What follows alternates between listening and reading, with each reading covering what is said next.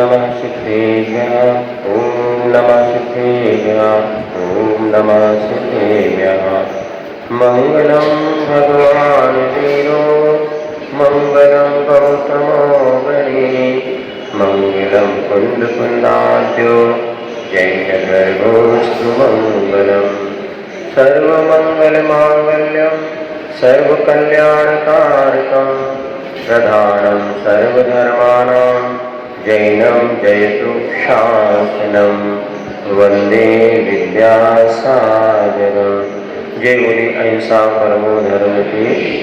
शासन नायक भगवान महावीर स्वामी की, आचार्य भगवान श्री कुंद महाराज की, आचार्य गुरुवर श्री विद्यासागर जी महाराज की।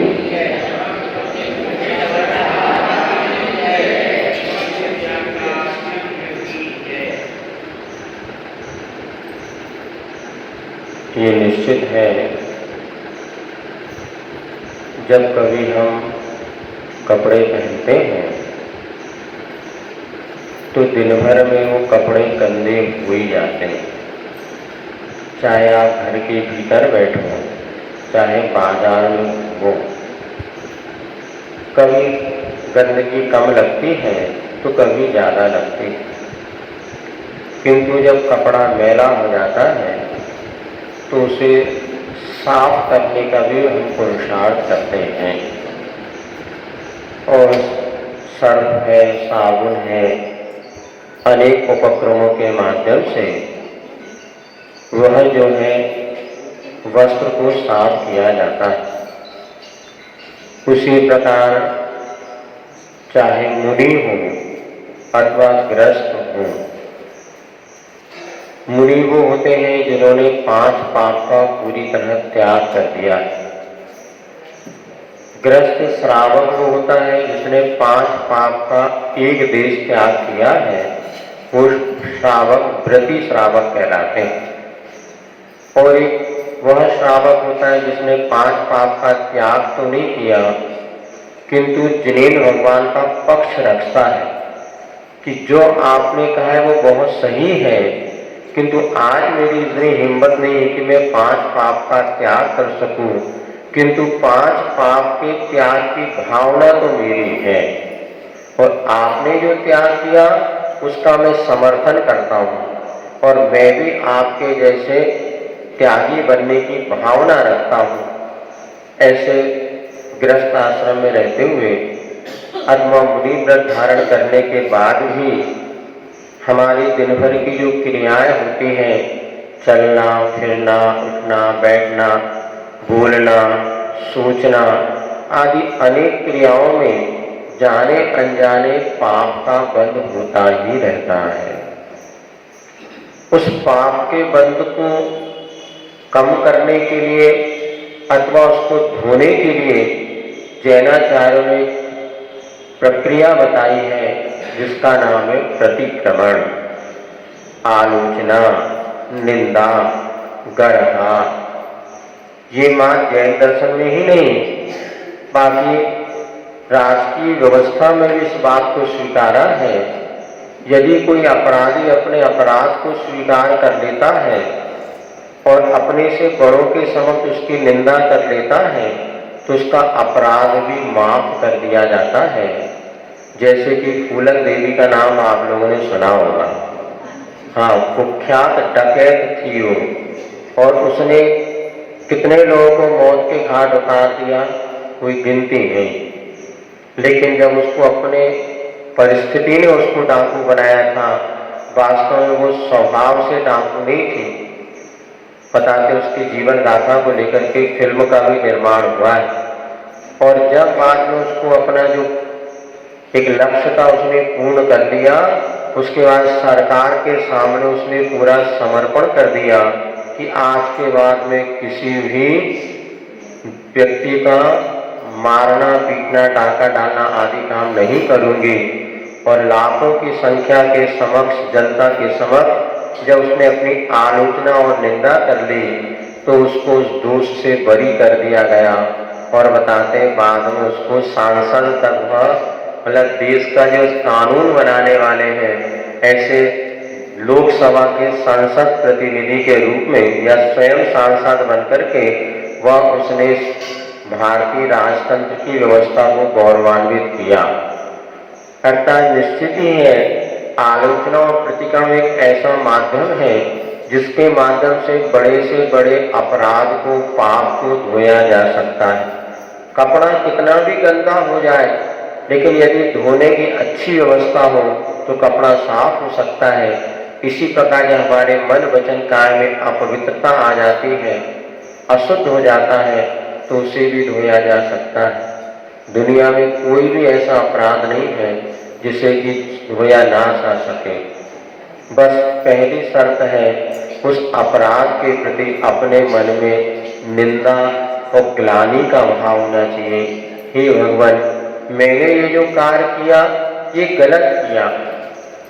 बहुत कम लोग ऐसे हैं आज जो कि अपनी गलती को गलती के रूप में स्वीकारते हैं। गलती को गलती मानना तो बहुत दूर की बात रही, गलत करके भी व्यक्ति अपने आप को सही मानता और मैंने सही किया, उसका कभी उद्धार हो ही नहीं सकता। पहली शर्त है, यदि गलती कर गए, गलती होना स्वाभाविक है। दुर्विस्मात एक ही भगवान होते हैं। दुनिया में भगवान ही अकेला जो गलती नहीं करता, बाकी भगवान भी कभी कभी गलत कर जाता। जो लोग भगवान को कर्ता मानते हैं उनकी अपेक्षा जैन दर्शन के अनुसार तो भगवान किसी का कर्ता धर्ता नहीं होता। भगवान स्वयं शुद्ध है, पूर्ण रूपेण है, और एक वही है जो कि गलती नहीं करता। बाकी हम सब संसारी प्राणियों के द्वारा गलती तो होती ही, जानबूझ के अथवा अनजाने हो। यहाँ तक कि मुनि महाराज भी दिन में 3 बार प्रतिक्रमण करते हैं, हे भगवान मैं पापी हूँ, दुरात्मा हूँ, जड़दी हूँ, अज्ञानी हूँ। कौन? वे मुनिराज जिन्होंने 5 पाप का त्याग कर दिया, जिन्होंने वस्त्राभूषण छोड़ दिए, परिवार घर द्वार छोड़ दिया, अब पद विहार करते हैं और निरंतर जीवों की रक्षा करने में संलग्न है। ऐसे मुनिराज भी दिन में 3 बार अपने आप को पापी कहते हैं।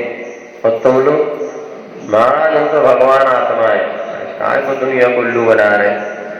भगवान आत्मा कहने से तुम्हारा भला नहीं होगा। पहले कहो, हे भगवान मैं पापात्मा हूँ। अपने पापों की निंदा करो, और जैसे निंदा करते चले आओगे तो 25% पाप तो आपका धुल गया। किसी से नहीं कहना, अपने मन में बस कहना, हे भगवान मैंने ये काम गलत किया, झूठ बोल दिया, कोई बात नहीं भगवान मैंने झूठ बोला, गलत काम किया। कल बोलोगे नहीं महाराज, वो तो बोलना ही पड़ेगा।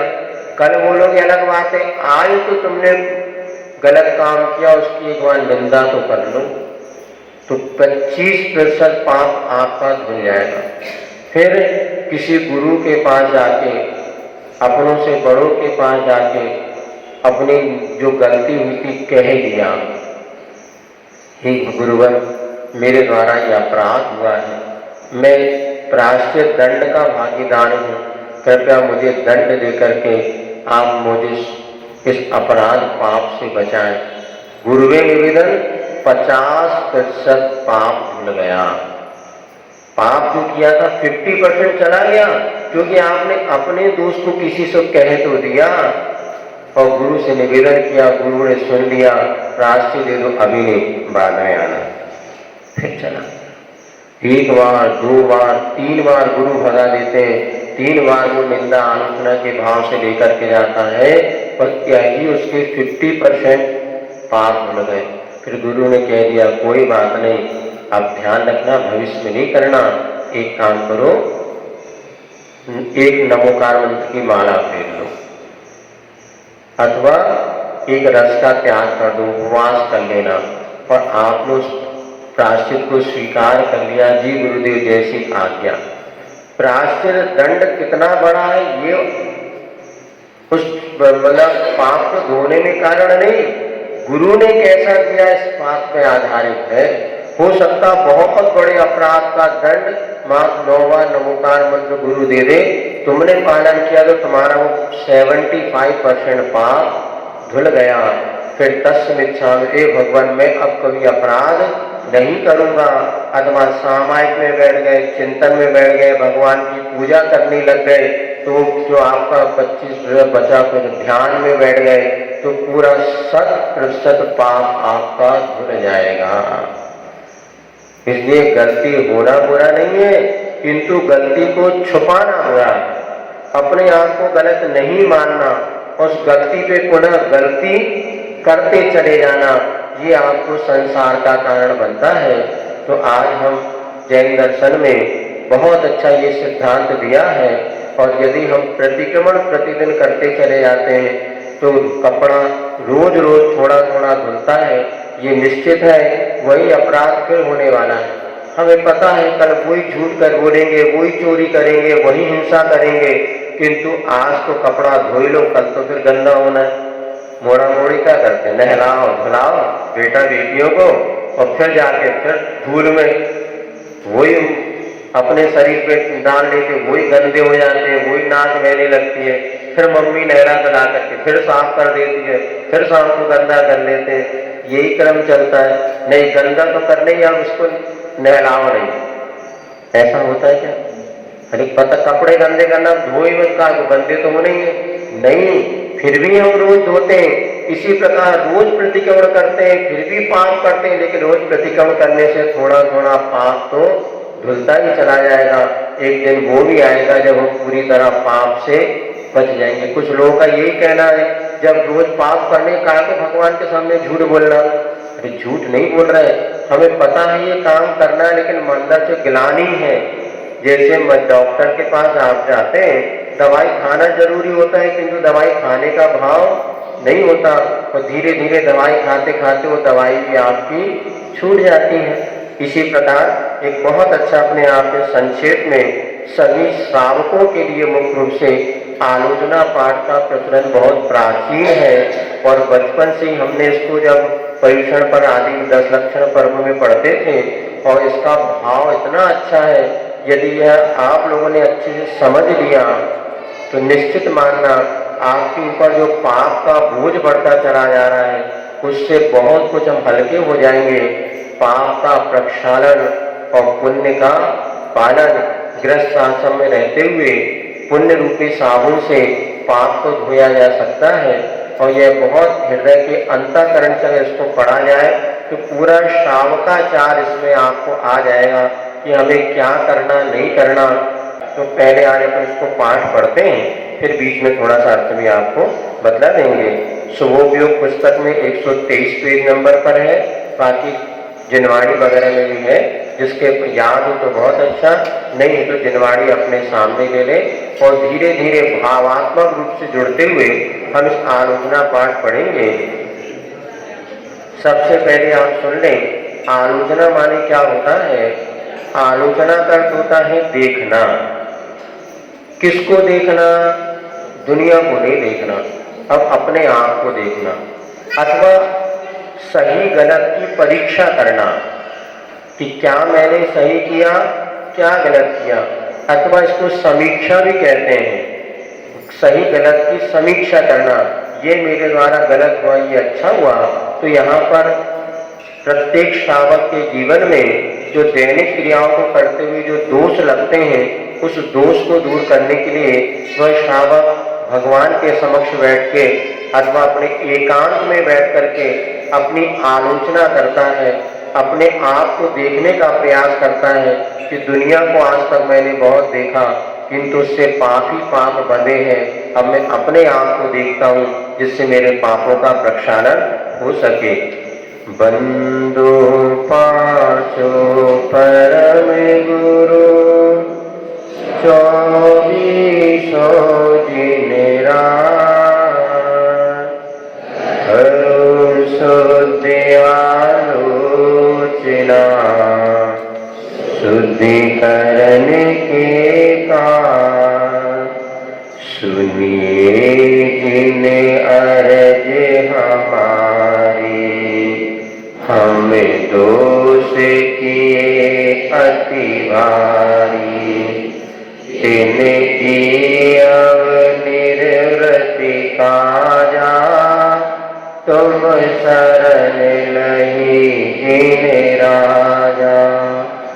एक बेटे 4 इंद्रिय जीवा मन रहित सहित जे जीवा तिनकी नहीं करुणाधारी निर्दय हर घात विचारी समरंभ समारंभ आरंभ मन वचन कीने प्रारंभ कृतिकारित मोदन करके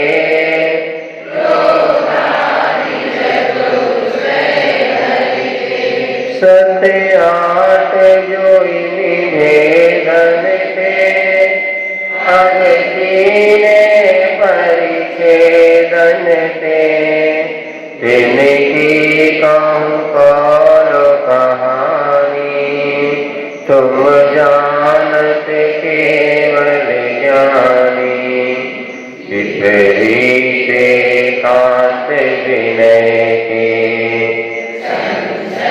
अज्ञान कुनय के बस होए घोर अगतीने बचते नहीं जाए कहीं कुबुरन की सेवा की केवल अनया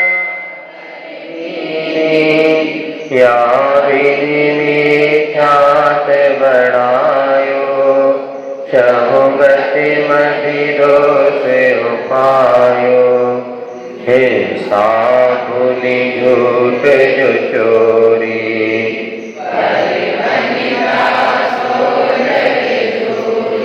आरम्भ परिग्रहीनो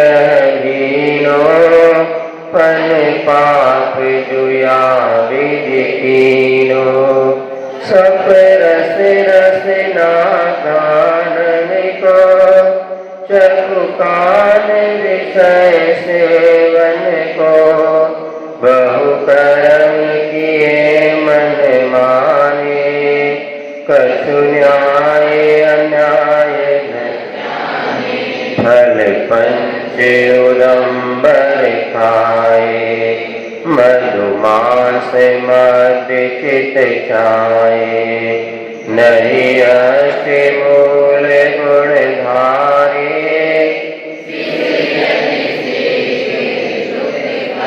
बस इतना ही रखते हैं। आज थोड़ा सा अर्थ की ओर दृष्टिपात करते हैं। सबसे पहले क्षण में मंगलाचरण करते हुए अथवा अपने इष्ट की आराधना करते हुए कहा गया है बंधु पांचों परम गुरु।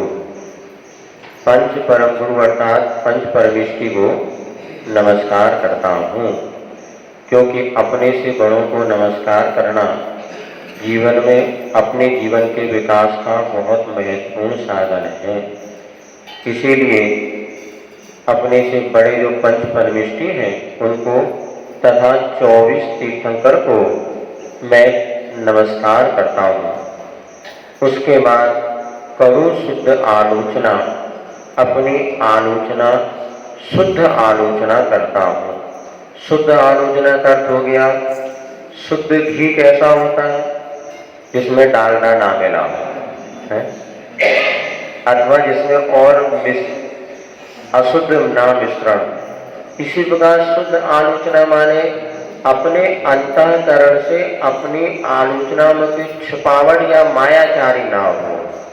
बच्चा होता है जैसा होता है वो वैसा कह देता, बालक बन, तो प्रतिक्रमण करते समय बालक बन के प्रतिक्रमण करना। जैसी जो गलती हुई है सहजता से अपनी निंदा आलोचना करते हुए स्वीकार कर लेना, क्योंकि डॉक्टर मरीज नहीं, डॉक्टर और गुरु के सामने, वैद्य के सामने या गुरु के सामने या प्रभु के सामने जितने सहज सरल बन के जाओगे उतना आपके पापों का प्रक्षालन शीघ्रता से होता रहेगा। तो शुद्ध आलोचना का होता है मायाचार छुपाव से रहित। अब यहाँ वैसे किसी को तो कहना नहीं, अपने मन में अपनी गलती जैसा हमने किया वैसा अपन स्वीकार करना। इसलिए शुद्ध आलोचना क्यों करना? शुद्धिकरण के साथ। किसकी शुद्धि करना? पड़ोसी की नहीं। समस्या तो यही है हिंदुस्तान में, हर व्यक्ति दूसरे को सुधारना चाहता है, स्वयं कोई सुधरना, दूसरे के कपड़े धोना चाहता है, अपना स्वयं का कपड़ा वो धोना। एक बार ऐसा ही एक पंडित जी महाराज के सभा में बैठे थे, तो महाराज ने कहा शिव सागर महाराज जी के प्रवचन में, तुम कब तक धोबी बने रहोगे? पंडित जी को बड़ा बुरा लगा, महाराज मुझे धोबी कह रहे। बोले पंडित तुम लोग प्रवचन दे दे के दूसरों को तुम मार्ग बताते, तो स्वयं मार्ग पे नहीं चलते, तुम कब मुनि बनोगे, अर्थात कब तुम अपना मोक्ष मार्ग स्वीकार करोगे? तब पंडित जी को लगा महाराज ने बहुत बड़ी बात कहती, धोबी दूसरों के कपड़े तो धो देता है किंतु स्वयं गंदे कपड़े ही, दूसरों को पाप छोड़ने की बात बताता है किंतु पंडित स्वयं पाप नहीं छोड़ पाता, तो वो धोबी से जैसा हो, ज्यादा उसका कोई महत्व नहीं है। तो हमें शुद्धि करना है, किसकी शुद्धि करना है? अपने परिणामों की शुद्धि करना है। सो यहाँ पर प्रसंग इसलिए आपके सामने ही भगवान पंच परमेष्टि को और 24 नंबर को नमस्कार करके मैं अपनी आलोचना करता हूँ, जिससे मेरे आत्मा पवित्र हो सके, जिससे मेरा मन पवित्र हो सके। जब अपना मन पवित्र होगा तो दुनिया में कहीं भी चले जाना, हर किसी के हृदय में आपका चित्र होगा। अर्थात मन की पवित्रता आपको स्वयं सब लोग स्वीकारते चले जाएंगे। अब अगली दूसरी पंक्ति में पढ़ते हैं, पढ़िए। सुनिए जिन हमारी हम दोष किए अति भारी,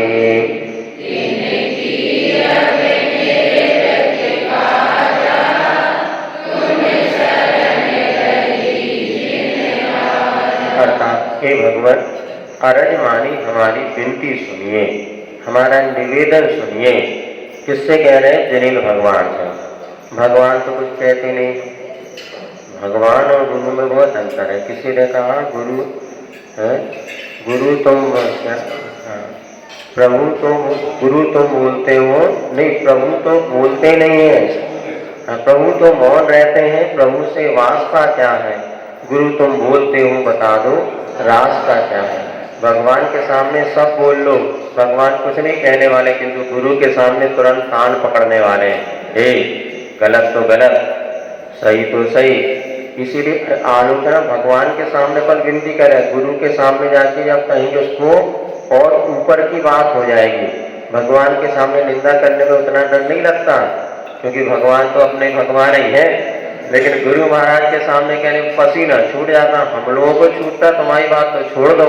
हम लोग जब आचार्य महाराज के पास जाते हैं, कुछ कहना पड़ता 10 बार तो ना मैं कुछ चक्कर काटब।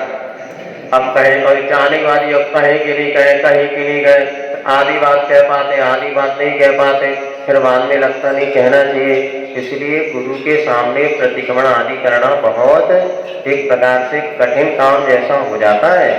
तो यहाँ पर अभी तो भगवान से कह रहे हैं, हे भगवान हमारी विनती सुनिए, हम दोष किए अति भारी, बहुत भारी भारी हमने दोष किए।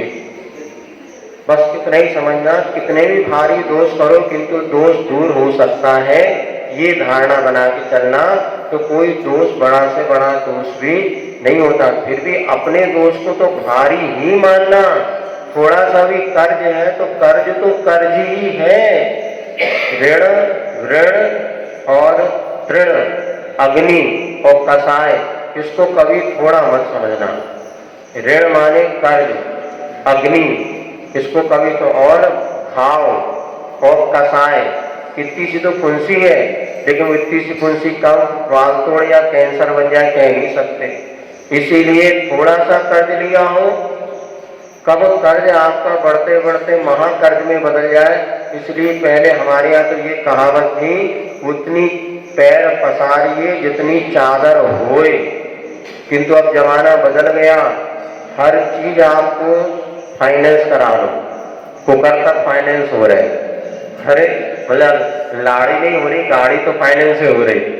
लाड़ी माने बहू, बहू बात फाइनेंस नहीं मिले, वही मिल रहे तो पता नहीं, हर चीज। लेकिन वो जो कर्जदार व्यक्ति उसको कभी सुख नहीं होता।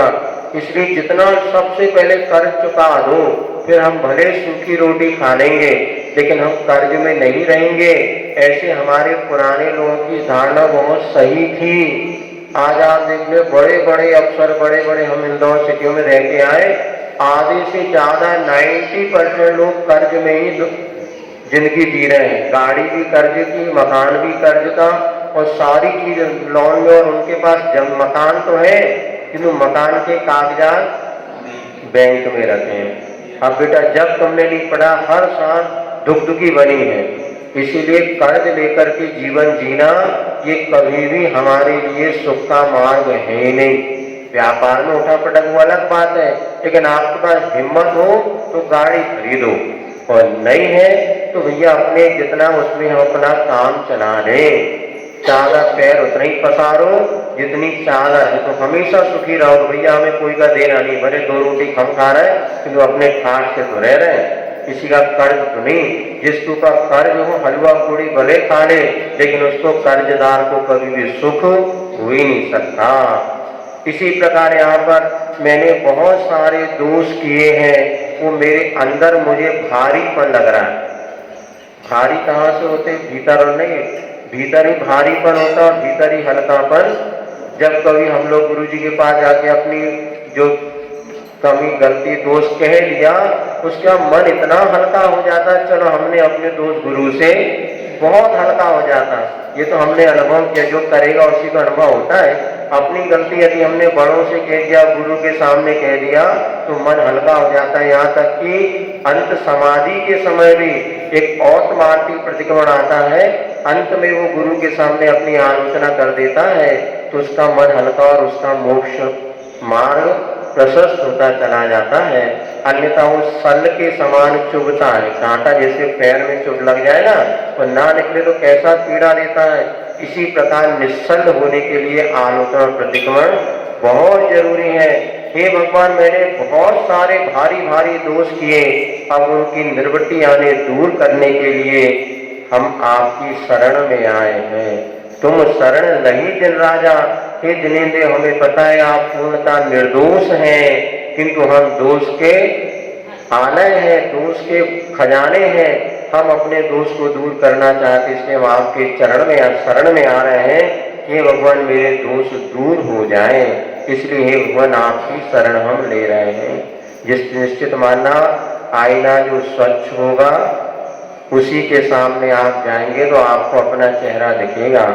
जो स्वयं रागी द्वेषी मोही है, उसके सामने आप चले भी जाएंगे तो कभी भी आपकी आत्मा के निर्मलता का निमित्त बनने वाला नहीं है। इसलिए वीतरागी देव हुए एक ऐसे देव हैं जो कि राग द्वेष मोह और सांसारिक प्रपंच से ऊपर उठे हैं। इसलिए हे भगवान, मैं आपकी चरणों की शरण में आया हूँ, जिससे कि मेरे जो अपने दोष हैं मैं आपके सामने कह सकूं और उनसे मेरी दूर वो दोष हो सकें। अब तीसरे नंबर की छंद में पढ़ते हैं। एक बेटे चौवेंद्रिवा, मन रहित सहित जे जीवा, नहीं करुणा धारी, निर्दय हवे घात विचार। हे भगवान, इस संसार में 2 प्रकार की वस्तुएं हैं, एक चेतन और दूसरी अचेतन। चेतन अचेतन किसे कहते हैं? जिसमें जान नहीं है, जिसको सुख दुख का संवेदन नहीं होता, वो जड़ है, अभी उनकी छोड़ो। लेकिन चेतन जिसमें सुख दुख का संवेदन होता है, ऐसे जिसे आप लिविंग थिंग्स कहते हैं, अर्थात जीवित जो वस्तुएं हैं। वस्तु इसलिए कह रहे हैं, वस्तु माने पदार्थ का अस्तित्व होना। वस्तु का अर्थ हम लोग जनरली क्या लेते हैं? नॉन लिविंग, जो जिसमें कुछ नहीं है, अचेतन है, उसको वस्तु नहीं। जीव भी एक वस्तु है, वस्तुत्व गुण जिसमें पाया जाता है वो वस्तु है। तो जीव भी एक वस्तु है, वह जिसमें चेतन गुण होता है, सुख दुख का संवेदन होता है। वह चेतन कितने प्रकार के होते हैं? तो वो जीव जो है एक इंद्री, बे माने 2 इंद्री, ते माने 3 इंद्री, चौ माने 4 इंद्री, तथा मन रहित और मन सहित ऐसे पंचेंद्रीय जीव होते हैं। 5 इंद्रियां जिनकी होती हैं, क्रमशः 1 इंद्रिय 2 इंद्रिय आदि जीव होते हैं। उसमें पंचेंद्रीय जीव कुछ मन सहित होते हैं और कुछ मन रहित होते हैं। तिनकी नहीं करुणाधारी, उनके प्रति मैंने मन में करुणा का भाव धारण नहीं किया और निर्दयता से उनके घात करने का परिणाम किया। अब देखो, पंचेंद्रिय जीव को तो फिर भी हम मान लेते हैं, अथवा शासन प्रशासन में भी आप देखते हैं, मनुष्य का यदि आपके द्वारा घात होता तो दंड अलग है, पशु का घात होता है तो दंड अलग है। और यहाँ तक कि आज हमने अपने स्वार्थ के कारण ये हो गया कि मनुष्य के हिंसा को तो हिंसा मानते हैं, किंतु गाय बैल पशु बकरा आदि जो होते हैं इनकी हिंसा को हिंसा मानते ही नहीं। मानते भी तो ये तो जीवन का साधन है, भगवान ने या प्रकृति ने इनको मारने और खाने के लिए बनाया है, ऐसा कुछ लोग कह करके निर्दयता को धारण कर लेते हैं। लेकिन वास्तव में देखा जाए तो पंचेंद्रिय जिनके पास है, स्पर्श रसना घ्राण चक्षु कर्ण, ये सब संगी पंचेंद्रिय मन सहित जीव है, इनके पास भी हमारे तुम्हारे जैसे सोचने की शक्ति है, इनके भी परिवार होते हैं, बच्चे होते हैं, इनको भी एक दूसरे के अभाव में दुख होता है। जिनके घर में पशुपालन होता है वो जानते हैं कि यदि घर में कोई बच्चा रह रहा और एक दिन उस गाय को ना देखे तो गाय भोजन नहीं करती। यदि किसी का अवसान हो जाए तो पशु इतने समझदार है कि आज मुझे भोजन नहीं करना, खाना पीना छोड़ देते बताते। और घर में सुख दुख के संवेदन भले वो बोल नहीं सकते, लेकिन उनके पास संवेदन भी नहीं है ऐसा नहीं, वो भी हर बात को सुनते हैं समझते हैं। बस इतना ही कि उनके पास जिह्वा तो है, किंतु हमारी तुम्हारी जैसे वाणी नहीं है। फिर भी आज लोभी प्राणी क्या क्या नहीं करता। माँ दूध के जब तक गाय दूध देती है तब तक तो पालन करता है, और जब दूध देना बंद कर देती है तो उसको कसाई को बेच देता है। अथवा एक जगह हमने देखा, एक भैंस जो खड़ी, जो भैंस जो है जमीन में बैठी हुई थी, पूछा क्या है, बोले इसका पैर टूट गया।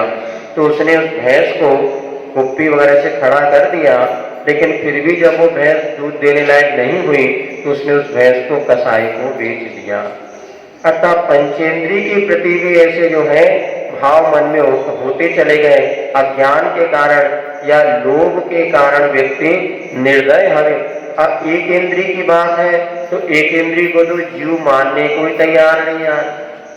विज्ञान तो अब धीरे धीरे स्वीकार करने लगा कि वनस्पति भी जीव है, इसीलिए आपके जीवन में उसके बिना नहीं चल सकता तो कोई बात नहीं, किंतु आचार्य ने कहा यदि इसमें जीव है तो उसकी हिंसा के पाप से भी बचो। यदि आपको एक आम या 2 आम में काम कर सकता है तो 10 आम को मत छोड़ो। एक फूल में अगर आपको चाहिए सर में लगाना है, शौक है, एक फूल तोड़ लो, किंतु 5 फूल तोड़ करके 4 व्यर्थ में मत फेंको। ये अनर्थ दंड नाम का महान पाप है। तो एक इंद्रिय भी जीव होते हैं, पृथ्वी जल अग्नि वायु और वनस्पति। पृथ्वी तो बढ़ती हुई दिखती नहीं, तो पृथ्वी को तो जीव मानने में भी अभी बहुत से लोग संकोच करते हैं, किंतु जिसमें कोई एक्टिविटीज नहीं दिख रही अर्थात वो जीव है ही नहीं, ऐसा हम नहीं कह सकते। कई बार अपन देखते हैं कि कई व्यक्ति वर्षों कोमा में रहते हैं। आज भी ऐसे व्यक्ति हैं जो 20-20 साल से बेहोश पड़े, ना हिल रहे ना जुड़ रहे, फिर भी डॉक्टर कहता है इसमें जीव है, और आप उसकी सारी सेवा और सेवा नौकरी कर रहे हैं। क्यों? अपना लड़का है या अपने दादाजी हैं, 20 साल से बेड पे पड़े, हाथ भी नहीं हिला रहे, किंतु मशीन से भोजन दे रहे हैं। जब उसमें आप जीव मान सकते हैं तो पृथ्वी आदि में भी जीव है। धीरे धीरे विज्ञान इस बात को सिद्ध कर ही रहा है। पृथ्वी जल में भी जीव है, जल स्वयं जीव है और जल में भी जीव है, अग्नि भी जीव है। इसीलिए अग्नि जलाते समय कितना उसका उपयोग करना कर लो, बाकी उस अग्नि को बुझा दो। या लाइट वगैरह जलती है, कितनी देर आवश्यकता है, जला लो, लेकिन उसके बाद तो बंद तो नहीं, अपन छोड़ के चलेंगे। कौन हमारे खर्चा, और मंदिर की लाइट है कमेटी की, कौन अपने जेब से खर्चा करना, और कमेटी वाले सुने कौन अपने जेब से देना, अपने को समाज से देना। लेकिन पाप के बंद तो दोनों अधिकारी। यदि आपने पंखा प्रारंभ किया है तो भैया हम तो बंद करके जाएंगे, नहीं हम तो बैठे, तुम बैठे, तुम शुरू करो, हम क्यों तुम्हारे पाप के भागीदार। बनिया वृत्ति अब यहाँ लगाओ, हर अब यहाँ पाप से बचने में बनिया वृत्ति लगाओ, क्योंकि थोड़ा आपने पंखा शुरू कर दिया और दूसरा आकर बैठा था, आप चले गए और वो भी चला गया और रात भर पंखा चलता रहा, तो पूरी की पूरी हिंसा का पाप आपको लगेगा। जब बैठे थे पंखा की हवा खाते कम पाप था, किंतु खाली छोड़ता चले गए तो डबल पाप है, अनर्थ दंड इसको कहते, कई गुना पाप है। जैसे आप कभी कोई चोर हता है, यदि खाने के लिए चुराता है तो उसको कभी पुलिस पकड़ के जेल में नहीं डाले, भूखा क्या नहीं करे, लेकिन यदि संग्रह के लिए चुराता है तो उसको अपराध की कोटि में गिनते हैं। आपको आवश्यकता है पंखा के लिए बैठ गए, कोई बात नहीं, गृहस्थ तो इसके बिना तुम्हारा नहीं कर, लेकिन फालतू में छोड़ गए तो महान अपराध है, फिर तो बेटा जेल ही मिलेगी। इसलिए अग्नि, वायु, वनस्पति, वनस्पति वगैरह में जितनी आवश्यकता कर लो, अनावश्यक करते तो महान अनर्थ दंड होता है। हे भगवान, मन रहित और अब मन सहित जीव तो फिर भी देखने में आते हैं, मन रहित जो असंगी होते हैं वो देखने में नहीं आते हैं। ऐसे जो जीव हैं उनके प्रति हमने करुणा का भाव धारण नहीं किया। जीव मरे अथवा ना मरे, अपने मन में उसको बचाने का भाव है तो आपको पाप नहीं लगेगा। जैसे बताते हैं कोई एक्सीडेंट हो गया, अब एक्सीडेंट होते समय कानून ये देखता है कि आपने उस बच्चे को बचाने का भाव किया कि नहीं किया। कैसे पता चलेगा? तो वो ये देखते हैं, हमें बताया कि ब्रेक कहाँ पर लगाया, आपने यहाँ पर ब्रेक लगाया और आपका चक्का घसीटता हुआ कहाँ तक गया, ये जांच की जाती है। यदि आपने बचाने का प्रयास किया फिर भी वो मर गया तो कोई दंड नहीं, अथवा पीछे के चक्के में आ गया, अब आप तो आगे चल रहे थे, पीछे से वो आया और बीच के में घुस गया तो उस ड्राइवर का कोई अपराध। अथवा रेलवे चल रही है, रेल लाइन के नीचे अगर कोई कट के मर जाए तो ड्राइवर को क्या दंड मिलता है? कोई दंड नहीं। क्यों? वो तो अपने रास्ते, उसका रास्ता निश्चित है, वो अपने रास्ते जा रहा है, उससे वो ब्रेक भी नहीं लगा सकता, ब्रेक लगा देगा तो पूरी ट्रेन को दिक्कत हो जाएगी। तुम उस रास्ते से ना चलो, ये कानून लिखा रहता है कि पटरी को पार करना भी अपराध है। ओवर ब्रिज क्यों बनाया? ऊपर से जाओ, नहीं हम तो शॉर्टकट से जाएंगे। जाओ बेटा, ऊपर जाओगे तो कोई नहीं आएगा, पुलिस भी नहीं आएगी, हम भी क्यों? अब आपने कानून का उल्लंघन किया ना, हमने तो रास्ता इसलिए स्पष्ट पटरी बनाई और लिखा था। इसीलिए देखो, आपके मन में करुणा का भाव होना चाहिए। जीव मरे अथवा न मरे इसकी चिंता मत करो, महाराज हम करें ना करें मरना तो सबको है। अरे भैया, कई लोग कहते ना महाराज हम नहीं भी जाएंगे, ट्रेन तो चल ही रही है, बस तो चल ही रही है, मरने वाले तो मर ही रहे, उसमें हमारा क्या अपराध? नहीं, तुम यदि ट्रेन में बैठ के जा रहे हो, यदि कोई गाय कटती है तो उसमें पाप के भागीदार आप भी हो। महाराज हम नहीं जाते, क्या ट्रेन नहीं चलती? भैया ट्रेन चले ना चले, लेकिन तुमने अब ट्रेन में बैठे हो ना, इसलिए उसका पाप का परसेंटेज भागीदार आपको बनना पड़ेगा। कभी एक बार क्या हुआ, एक दरवाजे में छिपकली मर गई। अब सुबह उठ के देखा तो छिपकली मरी थी। आचार्य महाराज के पास पहुंचे तो आचार्य महाराज ने कहा कैसे, किसके? महाराज पता नहीं। कमरे में कितने महाराज थे? 4 महाराज थे। अच्छा, तो रात में लघु संघगिरी कौन कौन उठा था? 3 महाराज उठे थे। अब तीनों महाराज प्रायश्चित के भागीदार हैं, वो एक महाराज उठे नहीं तो उनका तो कोई दोष ही नहीं। अब जो 3 होते, अब कौन के इससे मरी पता नहीं, तीनों को एक एक उपवास प्रायश्चित में मिला या मिलता है। क्यों? क्योंकि मरे अथवा ना मरे, किंतु तुम जब निकले होगे अंधेरे में दिखा नहीं तो तत्संबंधी पाप के भागीदार आप हैं। इसलिए करुणाधार, मन में दया का भाव हो, फिर आपके झाड़ू लगा रहे हैं, इसमें आगे आएगा। मन में अगर हमारे करुणा और दया का भाव है और हिंसा हो भी जाए तो उतने पाप के भागीदार नहीं। जैसे एक और होता है, यदि मान लीजिए आप अपने घर में बैठे हैं और कोई आपके घर में आक्रमण कर दे, उस समय आप बंदूक उठा करके और उससे फाइटिंग करते हैं और रक्षा करते हैं, अगर वो सामने वाला मर जाता है तो भी सरकार आपको दोषी नहीं बनाएगी। क्यों? क्योंकि आपने अपने रक्षक, और सभी पेपर में आते बच्चे ने अपने परिवार को बचाया, बंदूक निकाल कर डाकू वगैरह को मार भी डाला, सरकार ने वो पुरस्कृत किया क्योंकि तुमने अपने परिवार के रक्षा के लिए वीरता का काम किया।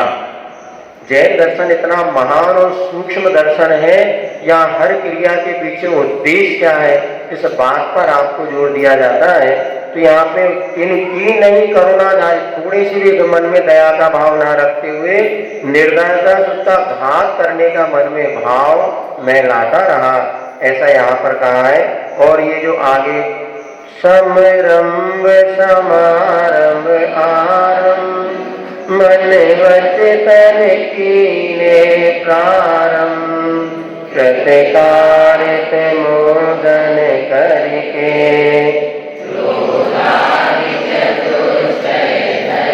सत्य आठ जुइमि भेदन ते हर कीने परिच्छेदन ते तिनकी कहु काल कहानी।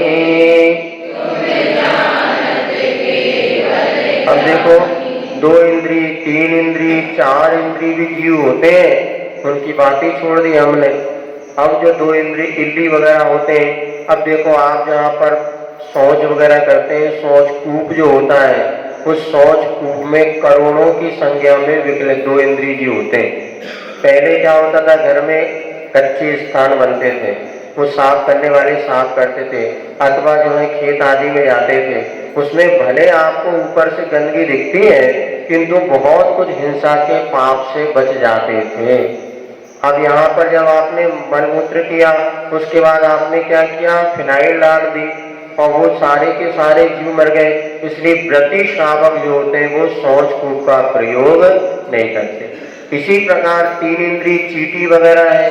अब आज देखो कितनी चींटियां हो रही हैं, क्यों हो रही है, अब इनकी कैसे सुरक्षा करें। गृहस्थ आश्रम में रहते हुए काम तो बहुत कठिन है भैया, इसलिए हम भगयाव महाराज बन गए। अब तुम तो भग नहीं पा रहे, महाराज बन नहीं पा रहे, अब कैसे 3 इंद्री की जीव की हिंसा से बचे, ऐसा मन में भाव रखो, अथवा ऐसे साफ सफाई बना के रखें जिससे जीव पैदा ही। इसी प्रकार मच्छर, देखो कितने मच्छर हो रहे हैं। अब लोगों के मच्छर मारने के बैडमिंटन से आ गए, ऑल आउट आ गए, तो 3 मिनट पे फ्री वाली अगरबत्तियां आ गई। यदि बंद कमरे में लगा देते तो एक क्षण में उनके प्राण पखेरु उड़ जाते। अब महाराज क्या करें, वो भी तो हमें काट रहे, वो तो अबोध है, अज्ञानी है, तुम तो ज्ञानी हो। बच्चा अगर तुम्हें कुछ बोलता है, क्या तुम बच्चे को पिटाई करते हैं? नहीं, बच्चा समझ के छोड़ देते, उस मच्छर उत्पन्न ना हो ऐसा भी तो आप काम कर सकते हैं ना। घर के सामने पूरे गली में कचरा फेंक रहे हैं आप स्वयं और कह रहे हैं मच्छर ना हो। अरे दुकान खोले इस कर दिए ना कि पूरे रास्ता तुम्हारे लिए गंदा करने को है। इतना विवेक रखो कि कहाँ पर मच्छर आदि पैदा क्यों होते हैं। वो भी मच्छर ऐसे नहीं आते, आप उसको इनवाइट करते हैं, अपने घर में ऐसी गंदगी रखते तो मच्छर आते हैं, डेंगू आते हैं। वही फिर साफ सफाई रहे। गवर्नमेंट आज क्या कह रही है सरकार, भैया घर को साफ स्वच्छ रखो, बीमारी से बचो। लेकिन हमारी आदत इतनी घिना है कि वही सब कर रहे हैं, पेस्ट कर लेते हैं और वहीं आप पेस्ट ऊपर छत से लोग थूकते हैं पेस्ट वगैरह करके, और जहाँ पर वो जाता है उस पेस्ट में जो है सोडियम वगैरह होते हैं, कितने जीव मरते हो बाद में, वहीं पर मच्छर आदि पैदा होते हैं। इसीलिए इन जीवों की उत्पत्ति ना हो, इतना तो हम समीचीन पुरुषार्थ कर ही सकते हैं। और विशेष विषय आपको कल और परसों 2 दिन में बताया जाएगा, इसलिए समय के बहुत अच्छा विषय है। आप कम से कम यदि ये 3 दिन की ये कक्षा अटेंड कर लेंगे तो हमारा विश्वास है बहुत कुछ पाप वन से बच सकेंगे। आचार्य जी कहते हैं श्रावकों के कहना चाहिए दुकान सब्जी भाजी की दुकान के समान है, थोड़ा बहुत पैसा बचा लो, थोड़ा बहुत कमा लो। लेकिन आप मुनि महाराज की दुकान तो जोहरी की दुकान के समान है, एक ही हार बेच दिया तो दिन भर का काम निकल गया, 5000 बच गए। लेकिन श्रावक को दिन भर करेगा तब वो 5 रुपए बचा पाता है, बाल बच्चे पाल पाता है। इसलिए भैया सब्जी भाजी की दुकान तुम्हारी है, इतना अच्छी बचत कर लो और अच्छे कमा लो, इसमें आगे मुनि महाराज जैसे जोहरी की दुकान खोल सको। इसलिए 2 दिन आप लोग जरूर समय का ध्यान रखते हुए समय पर उपस्थित इसी मंगल भावना के साथ। जिन वाणी के ज्ञान से सूझे लोकारो, सो वाणी मस्तक धरो। हे जनवाणी भारती माँ तो बोले रहे, जो तेरी शरणाग है। देव भजो अरिहंत को, गुरु सेवा निर्धन। आयु सरगम करो।